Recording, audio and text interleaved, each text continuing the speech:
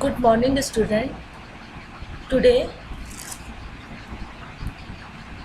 we will discuss about cubic polynomial and its general form, its coefficient, and relationship between zeros and its coefficient. Now, first, I want to tell you what is cubic polynomial. Cubic polynomial is a polynomial whose degree is 3.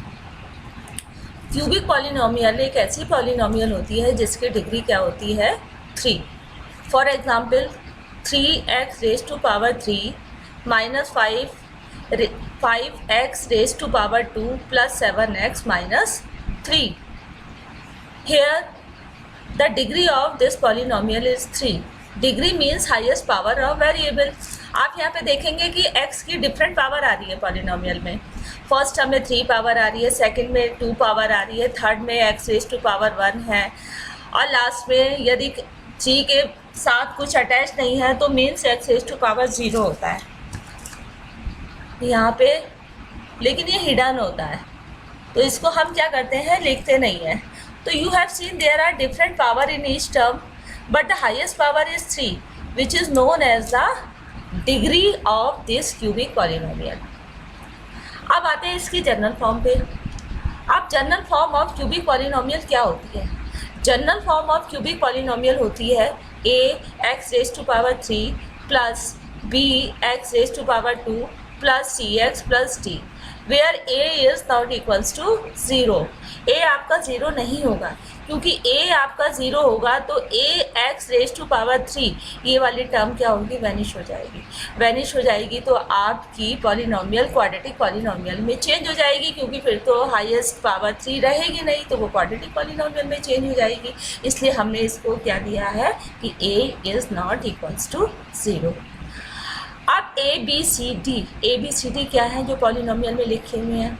A B C D ये आपके real number होते हैं. इनको आप कहते हो coefficient of cubic polynomial. जैसे आपकी ये पॉलिनोमियल है 3x raise to power 3 minus 5x raise to power 2 plus 7x minus 3. अब इन दोनों को कंपेयर करो तो a आपका कितना है 3. a means number attach with x cube. X cube से पहले जो नंबर अटैच होता है उसको हम a सिंबल दे देते हैं. b means number attach with x square. X square से पहले जो सिंबल होता है उसको हम कह देंगे b. यहाँ पे b कितना है -5. c होता है जो x से पहले नंबर अटैच होता है. x से पहले नंबर क्या अटैच है 7, ये आपका c है. d is a constant term जिसमें कोई वेरिएबल नहीं होता. तो in this way you can identify a, b, c and d. a को कहते हैं coefficient of x cube, b को कहते हैं कोफिशिएंट ऑफ एक्स स्क्वायर और c को कहते हैं कांस्टेंट टर्म. अब एक एग्जांपल मैंने और लिया है, जैसे 3x cube minus 5x square plus 7x minus 3.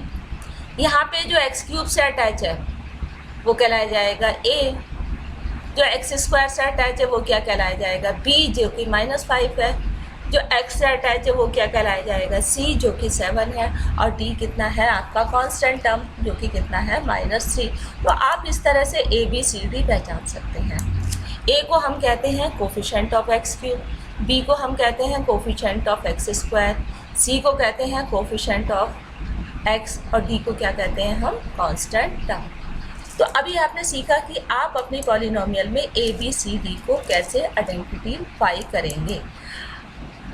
अब हम आते हैं इसके एक बहुत इंपॉर्टेंट पॉइंट पे, जीरोस ऑफ क्यूबिक पॉलिनोमियल. अब आपको 9th क्लास में आपने पढ़ा था कि जीरोस क्या होते हैं. अब जीरोस पॉलिनोमियल में होते हैं x की वैल्यू, x की वो वैल्यू जो पॉलिनोमियल का आंसर 0 कर देती है, इसलिए हम इसको 0 कहते हैं. जैसे मान लीजिए एक पॉलिनोमियल है लीनियर पॉलिनोमियल x माइनस 3. अब हमें इस polynomial that means x minus 3 को 0 करना है. अभी क्योंकि आसान है तो आप सोच सकते हो कि x माइनस 3 में मैं x को क्या दूँ कि ये x माइनस 3 0 हो जाए, तो आप +3 दोगे तो आंसर कितना हो जाएगा 0. तो ये जो आपने x की जगह 3 दिया है वो कराया जाएगा 0 ऑफ x माइनस 3. तो x के लिए वो नंबर देना जो पूरी पॉलिनोमियल का आंसर 0 कर देता है, वो कहलाया जाता है जीरोस ऑफ पॉलिनोमियल। अब एक पॉलिनोमियल के कितने जीरो हो सकते हैं, वो डिपेंड करता है इसकी डिग्री पर। यदि डिग्री 1 है तो उस पॉलिनोमियल का एक ही जीरो आएगा, यदि डिग्री 2 है तो उस पॉलिनोमियल के 2 जीरो आएंगे, यदि डिग्री 3 है तो उस पॉलिनोमियल के 3 जीरो आएंगे। समझ में आ रहा है? डिग्री पर डिपेंड करता है। अब क्यूबिक पॉलिनोमियल की डिग्री कितनी होती है? 3। इसकी डिग्री 3 है तो इसके 3 जीरो आएंगे। अब हम क्यूबिक पॉलिनोमियल के जीरो को नाम देते हैं अल्फा, बीटा एंड गामा। अब आपको एग्जाम में ये नहीं आएगा कि आप अल्फा, बीटा, गामा फाइंड करो, वो गिवन होगा या इस पे बेस्ड कुछ क्वेश्चन होंगे। अब अल्फा, बीटा, गामा यदि आपने नाम दिया, अब अल्फा, बीटा, गामा और इसके कोफिशिएंट में रिलेशन होता है। 3 रिलेशन होते हैं, जितने डिग्री उतने ही रिलेशन होते हैं। ये भी एक अमेजिंग थिंग है कि जितनी डिग्री उतने ही नंबर ऑफ जीरो, उतने ही रिलेशन। अब फर्स्ट रिलेशन होता है alpha plus beta plus gamma, means zero zero का सम, ये होता है -b/a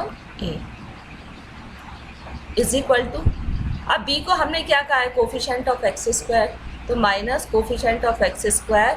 a को हमने क्या कहा है? कोफिशिएंट ऑफ एक्स की। सेकंड, दो जीरो का प्रोडक्ट प्लस देन उनका सम, तो दो जीरो का प्रोडक्ट एक तो अल्फा बीटा बनता है, अल्फा बीटा, दूसरा बनता है beta gamma plus beta gamma, तीसरा बनता है अल्फा गामा। तो दो जीरो का प्रोडक्ट प्लस उनका सम, तो 3 ही प्रोडक्ट बनते हैं उनका सम। इसका आता है सेकंड वेरिफिकेशन c/a। अब c हमने किसको कहा है? कोफिशिएंट ऑफ x, और a हमने कहा है कोफिशिएंट ऑफ x क्यूब। तो ये हो जाता है coefficient of x upon coefficient of x cube. तीसरा जो रिलेशनशिप है वो है alpha, beta, gamma is equal to -d/a। अब d हमने कहा है कांस्टेंट टर्म को, तो कांस्टेंट टर्म अपॉन a है कोफिशिएंट ऑफ x। तो ये 3 रिलेशन होते हैं between zero and coefficient of x cube. तो आज सिर्फ ऑफ क्यूबिक पॉलिनोमियल